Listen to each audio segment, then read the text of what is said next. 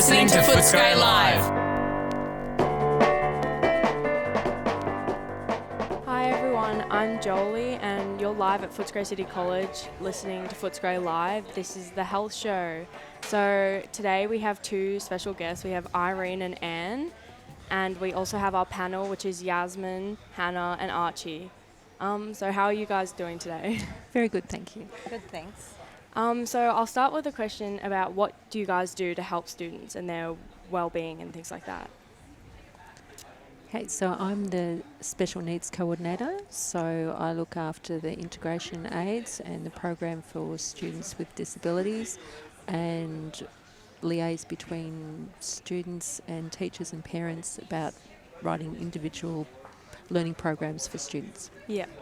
And I'm the leading teacher in student wellbeing and special needs. So I run the wellbeing area in the school and oversee the special needs department, and obviously works there on a daily basis. And I also coordinate about 8 staff, ancillary staff who are psychologists, social workers, doctors in schools, nurses, and youth workers. So did you have any other careers that you had thought about before coming to work at this school? So things like before you working with youth? I've mainly worked in education. I was a youth worker for a while, and I've mainly been a classroom English teacher, but worked in special ed on and off over my 30 odd years of teaching. Mm-hmm. I have worked in education for 39 years, and I worked in a technical school in my first job, and where the welfare needs were many in that time. I've been a welfare coordinator as well in another high school, but my welfare role, I spent 23 years running an alternative setting in Brunswick where kids are referred for behavioural, social, emotional problems, and we used to have them for one term and they'd go back to their school. So, I'd also taught VCE. Yeah. Yeah, and I have been a Year 12 coordinator. Yeah. Speaking on mental health, how should we and how do we at this school normalise mental health issues with young people?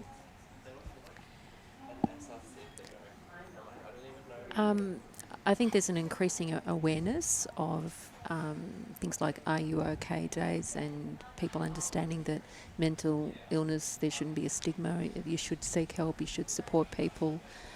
So I think there's an increasing awareness amongst students that they should support each other, that they should suggest that their friends go and seek help. Sometimes students actually come with someone that they feel needs help to support them, to meet with me or Irene, or report problems in that way. I think the referrals are easy to access now. Kids, there's no stigma attached to a mental health issue. I think it's such a public thing. It's in the media quite a bit. That helps, particularly with famous people that are now, not embarrassed or humiliated when they're not able to cope. I think parents are very good at picking it up and running with it, with referrals. In my earlier days, parents wouldn't identify with us, their child, because they thought there'd be that stigma. Whereas now, it's the first thing they do, they pick up the phone and say, look, I think my daughter has anxiety, I think my son has anxiety. What can the school do about it? What made you want to do welfare? Well, it's a good question, Archie, because when I started the tech school at 21 or 2, the issues were always, the kids were fabulous kids, they were really incredible kids. But they were difficult in that they had difficult lives, but if they thought you had their back, they would eat out of your hand. They were terrific. But I think I felt that I was teaching in a classroom and being a welfare person at the same time, and that was my motivation to go to Maribyrnong High when there was a leading teacher, a welfare position there, and I got trained there I was trained by the government to do welfare. So, but I think it was the tech experience with the difficult kids in that area that was that identified my skill in well-being, I think. What do you think is do you think there are any particular reasons for like more mental health issues nowadays than like before or whatever, like in students? Yeah, look, if I said absolutely, it'd be an understatement. Anne and I were just discussing just before when that question was one that we thought would come up. It's exponential, and I think it's because we're able to identify it now, and it's not covered over in some other capacity, like, you know, he's just tired or she's just tired. But I think the social media platform has contributed so much to the anxiety that some kids feel. Yeah. I think people think they've got to be at this level with this, that and the other. I think Anne and I were discussing trauma, and maybe you can talk about the trauma. Yeah, I think we know a lot more now about what's going on with students and the sorts of difficulties they can face, the impact of trauma, family trauma, trauma that refugees might experience, trauma that happen in early childhood, the impacts on learning, those sorts of things. And there are a whole lot of things that students are diagnosed with these days that weren't diagnoses that were made back when I started teaching, you know, nearly 40 years ago. So we know a lot more, but there also are more pressures, I think, on students these days, which is contributing to the anxiety issue. And anecdotally, Anne and I have worked in the same school, that fabulous school we were talking about, Sunshine Tech, and we had a young man, Vlad, who absolutely would have been autistic, but there was never any diagnosis. And the stuff that he did, we'd say that was really weird behaviour. But now we would see it and say, oh, that kid's on the spectrum. So I think that identification and the stigma from that's gone, that it's okay, you're on the spectrum, doesn't mean you're there, you might be just over there, you function well, or you can be profoundly unable to function well, and that's where Anne's job kicks in, where we have the aides in the classroom. Yeah. So what do you guys do in terms of if you've been told a kid is struggling, but they won't like come to you, or when you go to them they won't really speak much, or like when they won't like let themselves get help? What do you do in that situation? Look, Jolie, that's really hard. It's the hardest thing where you know you're walking into a situation and you think this could go that way, this could go this way, and you just have to keep presenting yourself a bit and saying, look, you know, your teachers have said this, your parents are wanting support, and how about we meet for 10 minutes and then we'll leave it up to you whether you want to come back. So it's really, it's just, you just have to play it by ear and see how you go. You offer external support. If you say you don't want to do anything here because you think here you might be more visible, then you can, these are the numbers, you can get to call, your parents can call, you can call your guardians. So you can try and outsource it so they might feel better. They might go to Headspace and not go to our psychs here. Yeah. So you try a way that would suit that student better. If it's a learning problem, there are students who might be diagnosed as dyslexic, for example. Their parents might want a whole lot of accommodations for that student, including going off to special classes or whatever, but the student doesn't want to be identified. So teachers can be made aware of this student's difficulties and can be discreet and can be asked to be discreet in the way that they communicate with the student, make sure the student understands what they're meant to be doing, modified work, that kind of thing. Assessments can be modified. So there's things that can be done if the student doesn't want to appear in front of their peers as being different. And also, you guys don't see this, but on Compass, we'll put information for the teacher, and that's confidential, but the teacher at least can see that this student is struggling. Yeah. And with that, do you guys, like, I'm not sure if I'm allowed to ask this or not, but do you guys have, like, I guess, like, files or, like, things that you keep to know about every student? Absolutely. And we're mandated by law to have a file on students that we've seen, and they're private files. But there are a few people in the world that can review them, and that'd be a So court it's of like law. confident. Yeah, absolutely. I can't say the Yeah. word. but And yeah.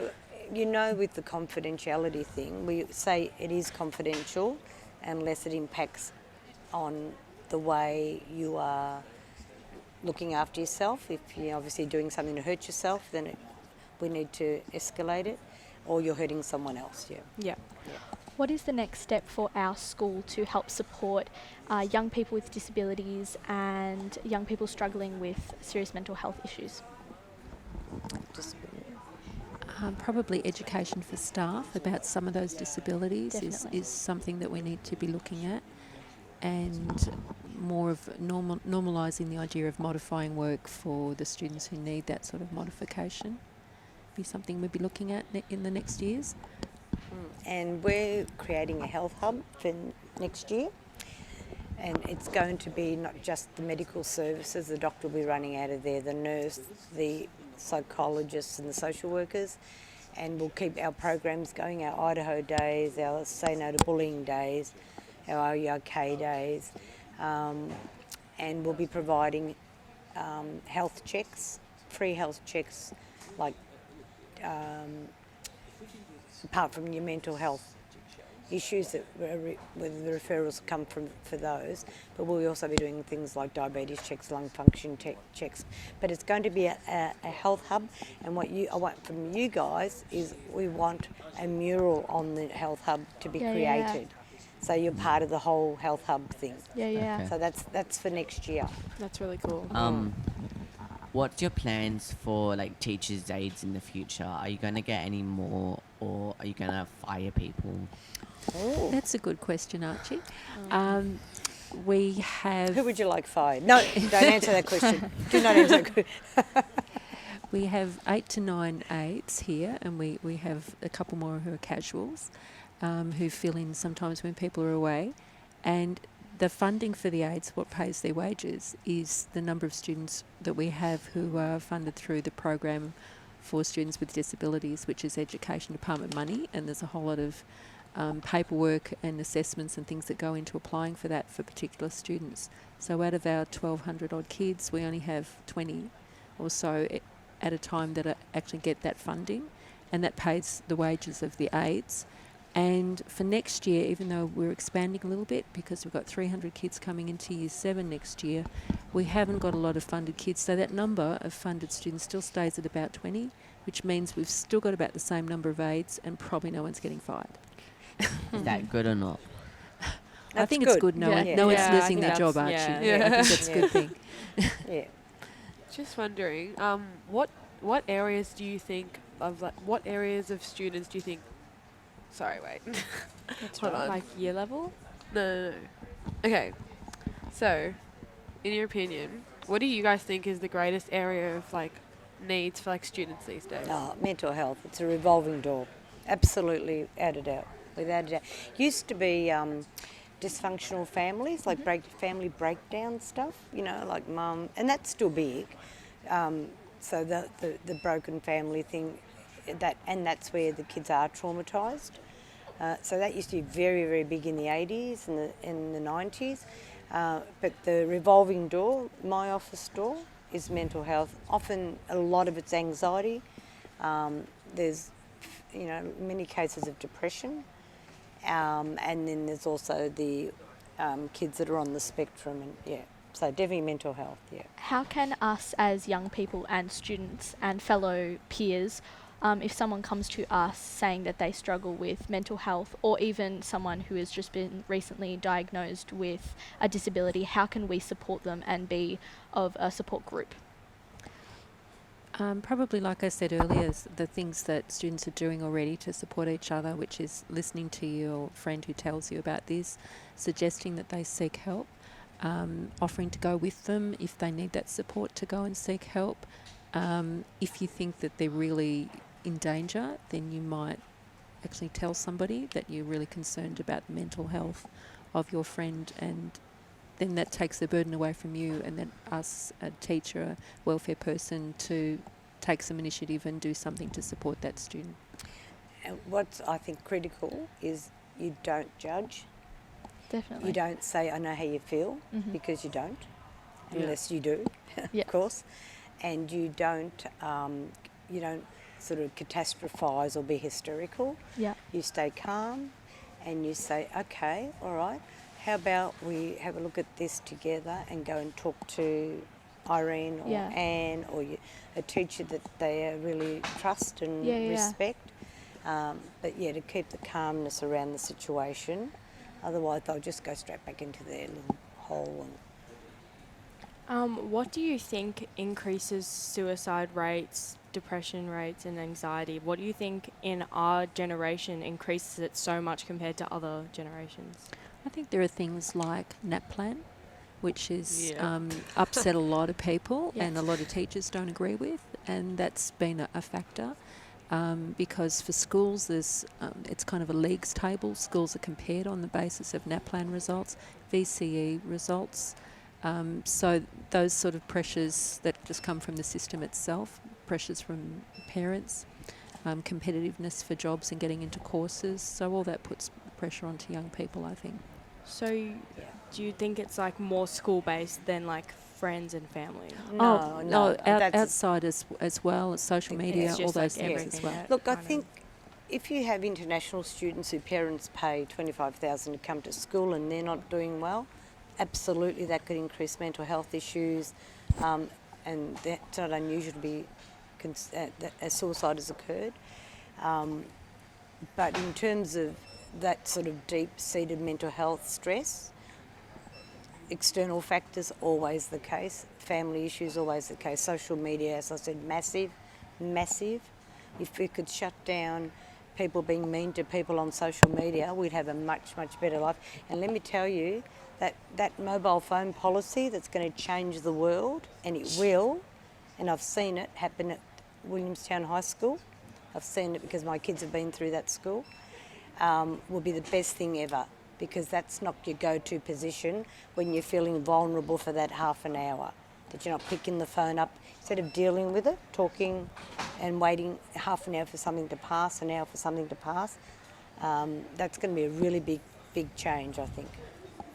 Do you guys agree with NAPLAN? No, because NAPLAN, I think I agree with NAPLAN if it's only considered as a snapshot of one particular day in that kid's life. But as Anne said, it's used to define the school. So in that regard, no. And it's used to define individuals. Some Yeah. parents Yeah. put a lot of pressure on For their sure, kids yeah. about their results.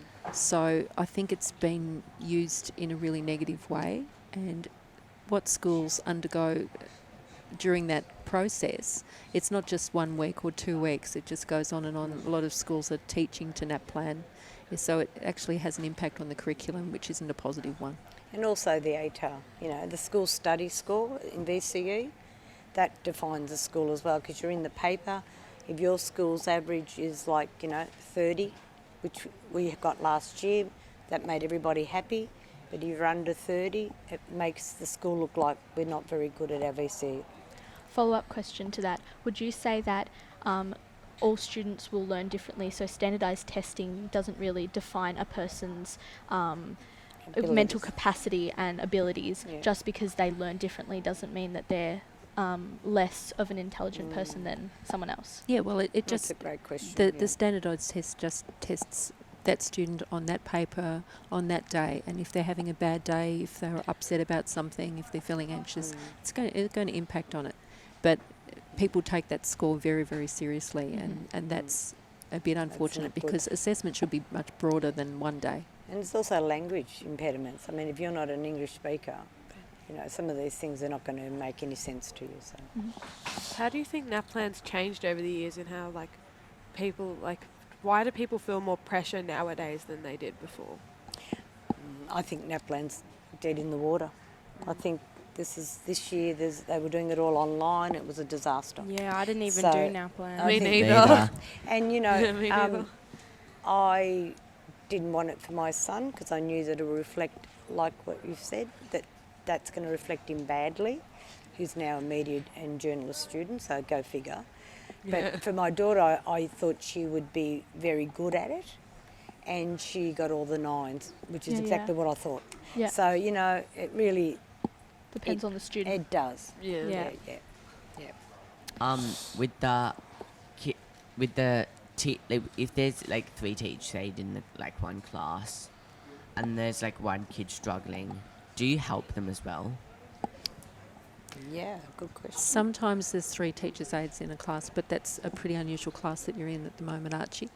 And that's because there's probably 10 people in there who need some help, and so it's up to the teacher to try and work out where that help needs to go. It doesn't mean that somebody needs to sit with somebody for a whole period, but maybe they do. Just depends. Thank you, Anne. All right. And yes, they are. The teacher aid isn't tailored to the one student. The teacher aid is in that class to help all students. Okay. Yeah. All right. Well, thank you so much for coming in. You guys are listening to Footscray Live. This is the health show. We had guests Irene and Anne, and I'm Jolie, and I'm with my panelists Yasmin, Hannah, and Archie. Thank you so Thank you, much. Irene and Thank Anne. you. Great.